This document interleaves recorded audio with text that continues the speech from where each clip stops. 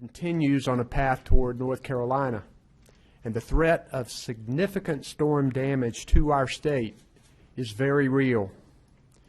This storm is strong and it's relentless. We must be ready. Today I issued a mandatory evacuation order for our state's barrier islands. Some counties have already ordered evacuations, and I urge residents to take these orders and this storm seriously. It takes time to evacuate the barrier islands, so now is the time to act. Start moving well before the storm in order to get to safety. Do not try to ride it out. You're putting your life at risk, and you're also putting at risk the lives of first responders who may have to rescue you. This morning I visited with emergency responders in Wilmington, where they are preparing for the storm and are fully operational at the New Hanover County Emergency Operations Center. I'm proud of them. And we have so many dedicated public servants working around the clock to make sure our communities are ready. And that is happening all across our state today, including right here at the state EOC. You can help make their jobs easier by following evacuation orders and getting out of harm's way. As more local governments order evacuations, shelters are opening to give evacuees a safe place to go. We're opening large shelters for evacuees across the state, including one in Durham, beginning at 6 p.m. tonight.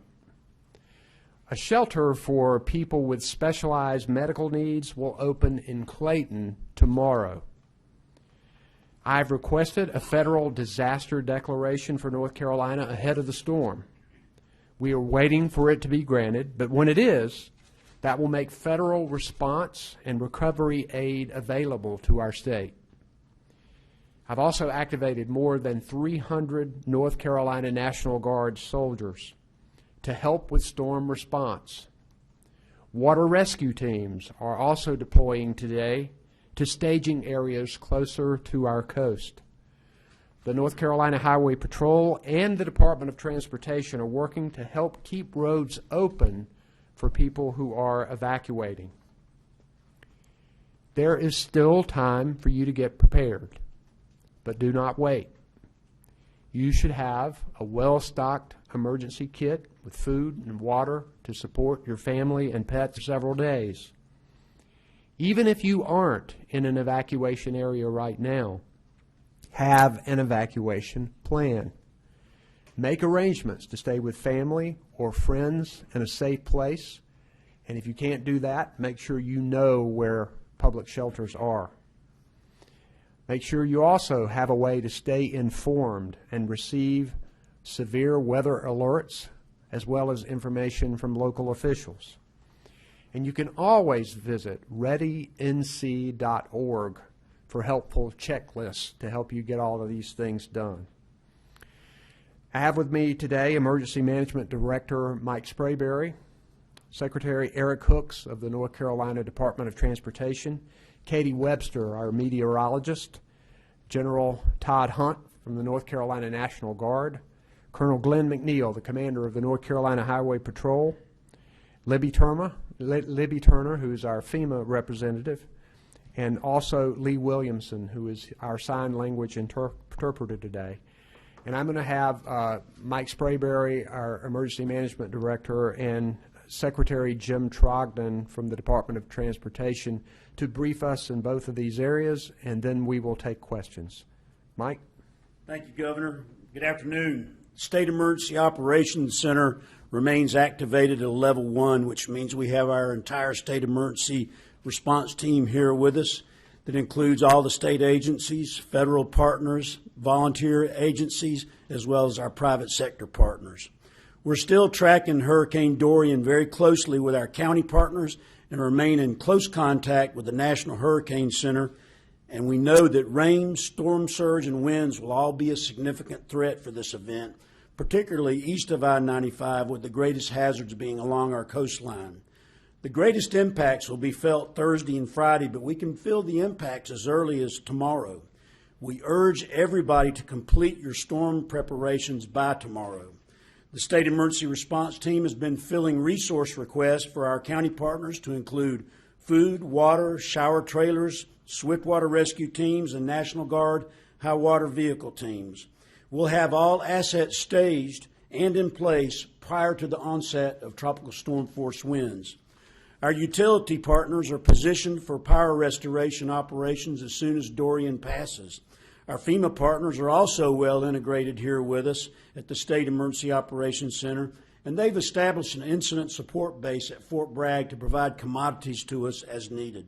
We continue to work with our sheltering operation for both medical support and general population, and we'll be able to shelter pets as necessary. We continue to hold conference calls with our county partners every day. They're meeting with their control groups to make final decisions on evacuations and their sheltering operations. I want to remind everybody that after the storm and when the storm winds arrive, there's going to be debris that's going to be accumulating. Local governments will begin curbside storm debris pickup as soon as it's safe to do so.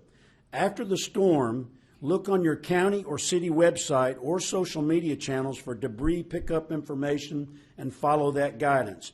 It's important to separate the debris into individual piles. For example, place construction and building debris in one pile and any trees or branches in another.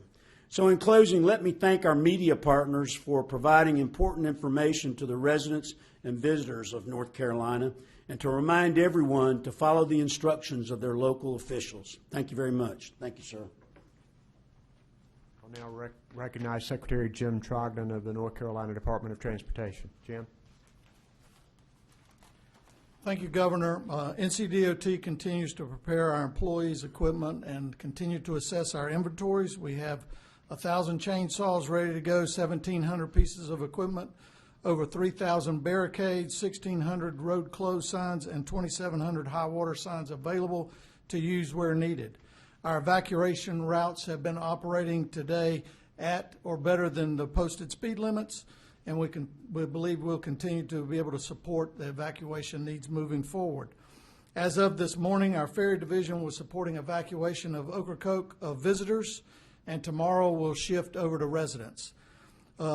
As of 3 o'clock today, we moved over 900 personnel and 496 vehicles off of Ocracoke Island, and we know those numbers will continue to grow. All ferries are running today on regular schedules. Ferry runs from Ocracoke to Cedar Island, Hatteras, and Swan Quarter will end early Wednesday afternoon based on forecasted conditions. The ports of Wilmington and Moorhead operated today as normal and will continue to operate supporting commercial traffic until noon on Wednesday and will fully close at 1 p.m. on Wednesday. Our aviation division prepared crews to deploy drones in support of damage assessments as needed across our state after Hurricane Dorian passes. Some of our DMV offices in coastal areas will be closed Wednesday. Those locations will be posted on the DMV website. Our DMV license and theft will be supporting law enforcement in and around all of the affected areas of the storm. The Piedmont and Carolinian trains are operating on normal schedules today between Raleigh and Charlotte. The auto train southbound Palmetto, the Silver Meteor, and the Silver Star are not operating today through North Carolina. So if you have any questions on train operations, please go to the Amtrak website. Please stay aware of all public advisories on Hurricane Dorian. They can change rapidly, and please go to drivenc.gov before you travel. Thank you. We'll now entertain questions for me or anyone on the podium. Sir. Governor, it's probably for Mike. How about grab the mic there, Gary? Oh, I'm sorry. Thank you. Gary Robertson, Associated Press. It's probably for Mike. Do you have any estimate of how many people are actually being ordered off the barrier islands? I mean, is there a number? And could you again describe what mandatory evacuations mean? So, I mean, I can't, I can go look at a census tract and give you an idea based on looking at each barrier island, but it's all the way from the South Carolina border all the way up to Currituck. we're looking at having all those barrier islands evacuated.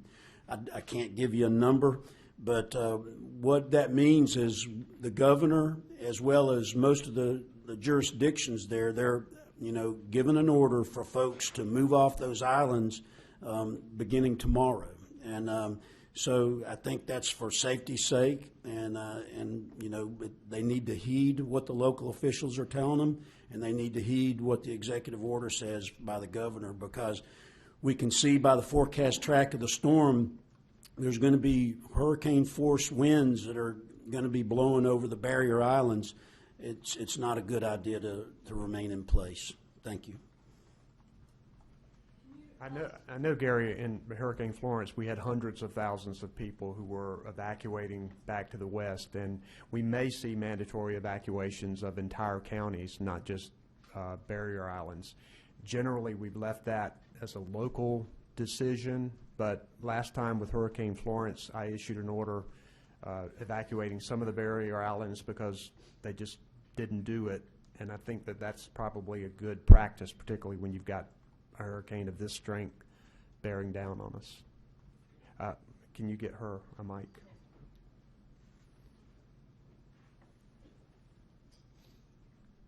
Thanks. Can you tell us where the Durham and Clayton shelters are, and then also what you were talking about last year, there are lessons learned from last year that have kind of changed the way you all are preparing this year?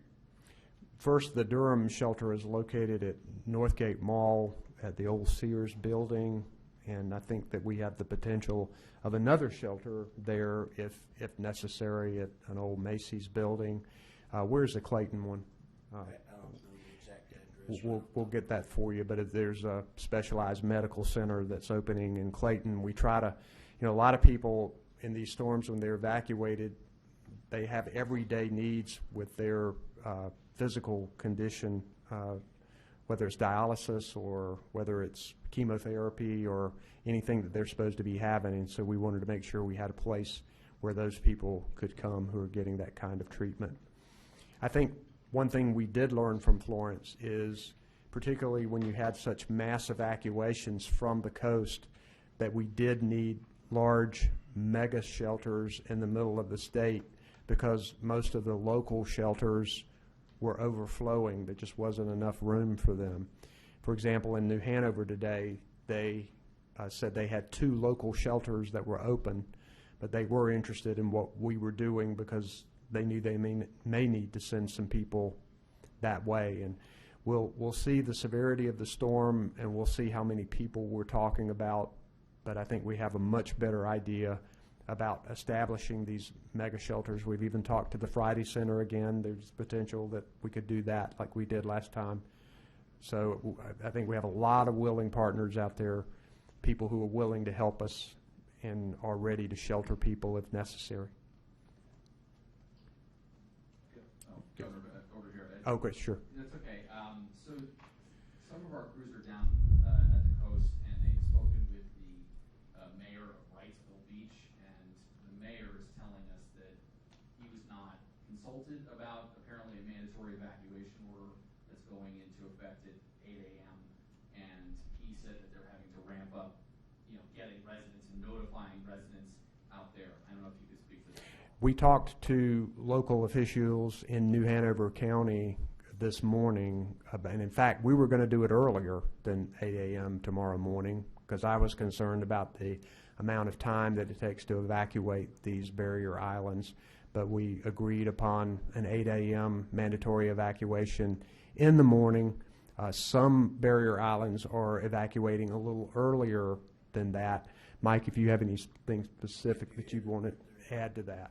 But I don't know if anyone has spoken directly to the mayor of Wrightsville Beach, but we operate in communicating directly with county officials, and that they were consulted this morning. The New Hanover County officials were consulted this morning.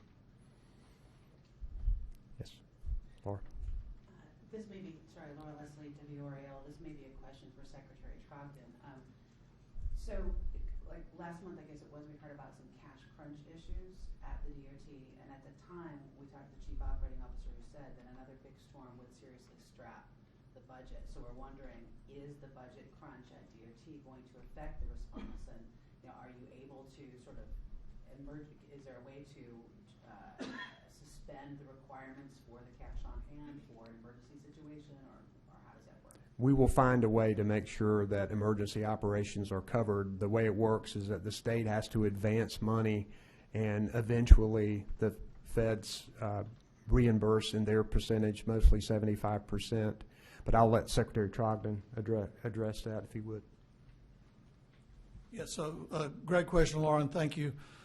First is this has got to be our number one priority. I think the safety of our citizens, supporting our economy, so response and recovery is going to be our number one priority no matter what, so it will not affect how we respond. And the governor was exactly correct. What we'll do is once we see the magnitude of the damage, we'll come up with estimates. We've already been working with our federal partners on faster reimbursement, got some things that are moving very well from the Federal Highway and US DOT. We're working lots of strategies internally, both for disaster response and then our normal TIP delivery, operations and maintenance side. So this is the number one priority. We'll deal with what Dorian brings us, and we'll develop the strategy to make sure it does not impact the economy of North Carolina.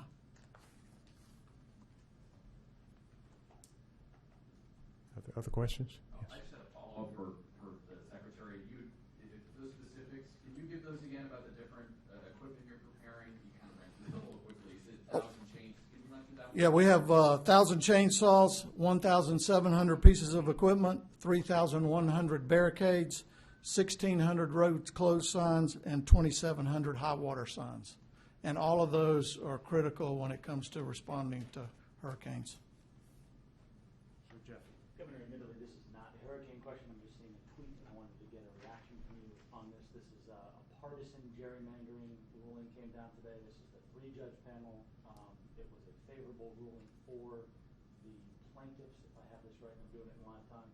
Obviously, it's going to kick up to the state Supreme Court, but the ruling is that current state House and state Senate plans have been struck down and would be required to be redrawn immediately. Yeah. Obviously, that has to go through Yeah, one more we can talk about this later. I think I'd rather stick to hurricane-related questions at this point, but thank you for asking. But we'll talk to you about that later. Yes. One more question about today's evacuation order. So, kind of following up on what Josh was asking, we've heard all these folks are supposed to be leaving at 8 o'clock tomorrow morning. Are there shelters available and open for those people to go to at this point, or are we going to see a lag time? And I'm also wondering about, are we seeing folks coming from the south like we did in Florence, which sort of complicated matters as people from the south were, Florida and Georgia were looking for places to get away from the storm as well? Right, and so a lot of shelters are being opened county to county, and so that means that it's sort of like a mutual aid and how they work with each other. So we are helping them work through that. So that's kind of the first line of shelters that we have in our counties. And then we're also opening, as the governor mentioned, one up in Durham, and we can have the contingency opening another one just about the same size, and then a third one all in the same general area of the triangle here. We can go further west if we have to. We would like not to, but and as far as folks coming up from the south, the traffic flow has been. I mean, it was this weekend. It was high holiday traffic, but I talked to my colleague in South Carolina, and as you know, they ordered a large evacuation, and I don't think there was a whole lot of traffic on the road as much as they had expected. So we think we're okay in that regard. Any other questions? Okay, we'll let you know about tomorrow. Thanks very much.